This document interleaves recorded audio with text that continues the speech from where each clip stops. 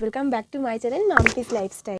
আজকে আমি তোমাদের সাথে কিছু ঘরোয়া স্কিন কেয়ারের টিপস বলবো। প্রথম কথা হচ্ছে এই আমার আইব্রোগুলো একদম মোটা মোটা হয়ে গেছে, যেগুলো আমি প্লাপ করছি না। তো আমি ভাবছি চলো আজকে আমি পুরো ফেসটাকে আগে ক্লিন করবো, তাও আবার রেজার দিয়ে, যেটা আমি আইব্রো আর মুখে যে ফেসে যে ছোটো ছোটো লোম থাকে সেগুলোকে আমি ক্লিন করব।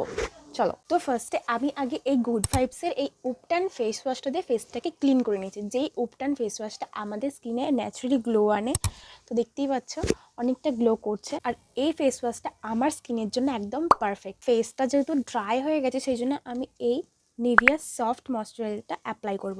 মুখে রেজারটা যদি শুধু ইউজ করি, মানে কিছু না অ্যাপ্লাই করে ইউজ করি, তো মুখে অনেক রকম প্রবলেম হতে পারে, স্কিনে প্রবলেম হতে পারে, তো স্কিন কাট হতে পারে। সেই জন্য আমি এই ময়শ্চারাইজারটা অ্যাপ্লাই করছি। তারপর আমি ইউজ করছি এই রেজারটা। এই রেজারটা ফুল প্যাকেজ 3টে করে থাকে, 60 টাকা দাম নেয়। তো আমার কাছে 3 রকম আছে, একটা পিঙ্ক, একটা ব্লু, একটা ইয়েলো। এই যে কাট কাট কাট কাট মতো আছে, এই ধরনের রেজারগুলো কিনবে। পুরো স্মুথটা কিনলে কিন্তু স্কিনে এফেক্ট করতে পারে। তো আমি প্রথমে আমার আইব্রোগুলোকে প্লাপ করে নেবো। আর হ্যাঁ, এখানে আমার আয়না আছে, তো আমি এইদিকে দেখেই সেট করছি, কারণ ক্যামেরাতে আমি বুঝতে পারবো না।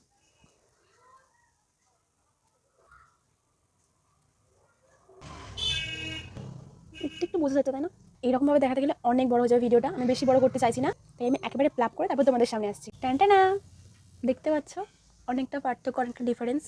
যদি না বুঝতে পারো, আমি এখানে দেখো দিয়ে দিচ্ছি যে ফেসটা কতটুকু চেঞ্জ হয়েছে, ব্রুটা আর কি। চলো এইবার ফেসটাকে ক্লিন করার পালা। আমি খুব ঘন ঘন করি না, খুব রেয়ার করি, কারণ খুব ঘন ঘন করলে ফেসেও তো স্কিনেরও প্রবলেম হতে পারে। সেজন্য আমি খুব রেয়ার করি, 2 মাস 3 মাস ছাড়া এরকম করি। তো আমি যতটুকু জানি সেটা তোমাদের সাথে শেয়ার করছি। এইভাবে না তুলে, এইভাবে তুললে কাট হতে পারে, সেজন্য সবসময় রেজারটাকে এই নিচের দিকে নামানোর চেষ্টা করবে, মানে নিচের দিকেই করতে হবে, নাহলে কাট হবে স্কিনে। কাট ঠিক না, মানে দেখো এখানে হেয়ারগুলো,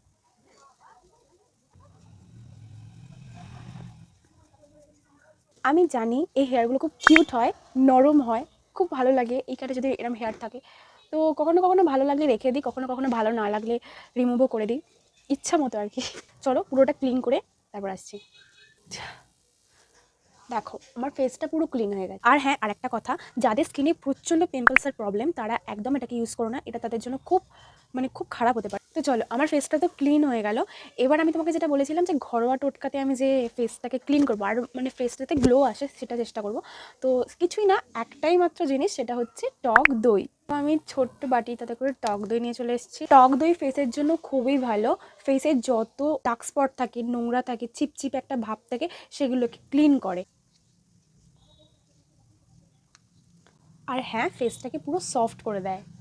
তো তোমরা প্রথমে পুরো ফেসে দইটাকে লাগাবে। এইবারে এইরকমভাবে ম্যাসাজ করতে থাকবে যতক্ষণ না পর্যন্ত দইটা শুকিয়ে যাচ্ছে, ততক্ষণ এভাবে ম্যাসাজ করতে থাকবে। ব্ল্যাক হেডস হোয়াইট হেডস থাকে না, সেইটা আমার নাকে প্রচণ্ড পরিমাণে হয়। আমি নাক মানে ক্লিন করে করে আর পারি না, তো নাকেও ভালো করে ম্যাসাজ করে নিচ্ছি। যতক্ষণ না পর্যন্ত শুকাচ্ছে ততক্ষণ পর্যন্ত ম্যাসাজ করতেই থাকবে, ম্যাসাজ করতেই থাকবে। ম্যাসাজ করলে রেজাল্ট আরও ভালো হবে।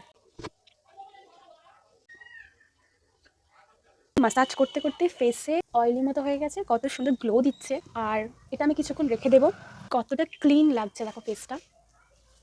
তো আমি 10 মিনিট মতো এটা রেখে দিচ্ছি, তারপরে আমি ফেসটাকে ভালো করে ক্লিন করব। তো দেখো আমার ফেসটা কতটা গ্লো করছে আর কত সফট লাগছে। সত্যি গাইস, তোমরা একবার ট্রাই করে দেখতেই পারো, তোমরা বুঝতে পারবে ফেসটা কতটা ডিফারেন্স লাগছে।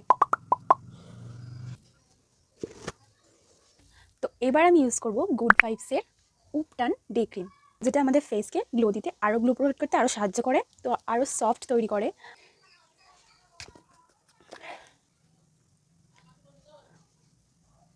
গুড ভাইবসের প্রোডাক্ট বেসিক্যালি অল স্কিন টাইপসেরই, তো আমার স্কিনেও প্রচণ্ড ভালো কাজ করে। তো আমি পার্সোনালি আমার গুড ভাইবসের প্রোডাক্ট ভীষণ ভালো লাগে। স্কিনটা কতটা গ্লো করছে দেখো গাইস, তোমরা নিশ্চয়ই ডিফারেন্সটা বুঝতেই পারছো আশা করছি। তো আমার স্কিন কেয়ার তো ডান। তো তোমরা এই স্কিন কেয়ারের টিপসটা নিশ্চয়ই ট্রাই করতে পারো, আর ট্রাই করে আমাকে অবশ্যই কমেন্ট করে জানাও তোমাদের রেজাল্ট কেমন হয়েছে। তোমরা যদি আরও নতুন নতুন কিছু ভিডিও আমার চ্যানেলে দেখতে চাও তাহলে আমাকে অবশ্যই কমেন্ট করে জানিও, আমি তোমাদের ইচ্ছা মতো ভিডিও আনার চেষ্টা করব। তো তোমরা দেখছিলে এতক্ষণ মাম্পিস লাইফস্টাইল, তোমাদের কেমন লাগলো অবশ্যই কমেন্ট করে জানিও, আর ভালো লাগলে লাইক করো, আর আমার চ্যানেলে নতুন হতে গেলে আমার চ্যানেলকে সাবস্ক্রাইব করো। চলো দেখা হবে নেক্সট কোনো ভিডিওতে। বাই।